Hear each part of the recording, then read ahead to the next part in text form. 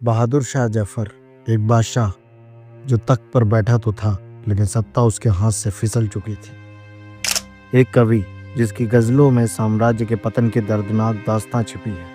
एक विद्रोही जिसे 1857 के प्रथम स्वतंत्रता संग्राम का प्रतीक बनाया गया। बहादुर शाह जफर का जन्म 1775 को दिल्ली में हुआ। उनका पूरा नाम था मिर्जा अबू जफर सिराजुद्दीन मोहम्मद बहादुर शाह। वो बादशाह अकबर शाह द्वितीय के दूसरे पुत्र थे और उनकी मां लाल बाई थी।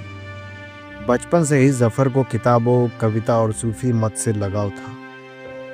उनके पिता अकबर शाह द्वितीय उन्हें उत्तराधिकारी बनाना चाहते थे, लेकिन महल की साजिशों ने उनके भाई मिर्जा जहांगीर को आगे बढ़ाने की कोशिश की। जफर एक सूफी पीर थे। वे हिंदू और मुस्लिम दोनों धर्मों का सम्मान करते थे। जफर ने उर्दू, फारसी और अरबी में शिक्षा ग्रहण की। वे तीरंदाजी और युद्ध कला में निपुण थे, लेकिन उनका असली जुनून कविता था।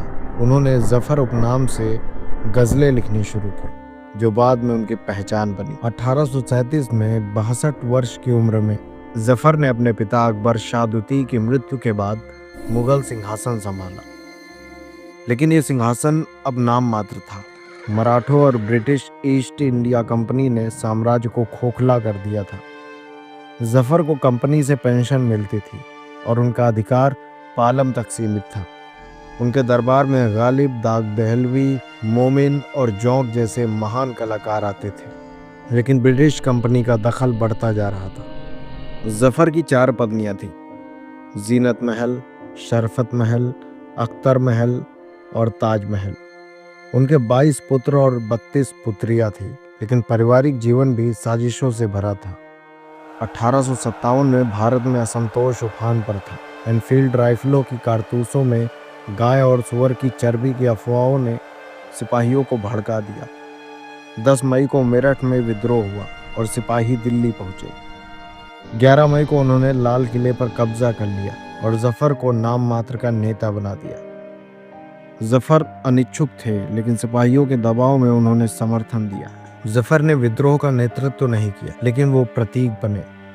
उनके पुत्र मिर्जा मुगल को कमांडर बनाया गया, लेकिन अव्यवस्था फैल गई। दिल्ली पर ब्रिटिश हमला हुआ और सितंबर 1857 में शहर गिर गया।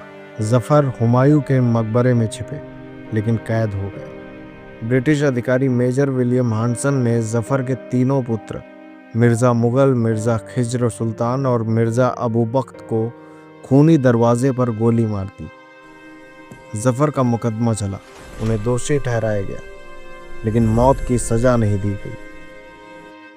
1858 में जफर को उनकी पत्नी जीनत महल और 2 पुत्रों और परिवार के साथ रंगून निर्वासित कर दिया गया, जो कि वर्तमान का यांगून, म्यांमार है।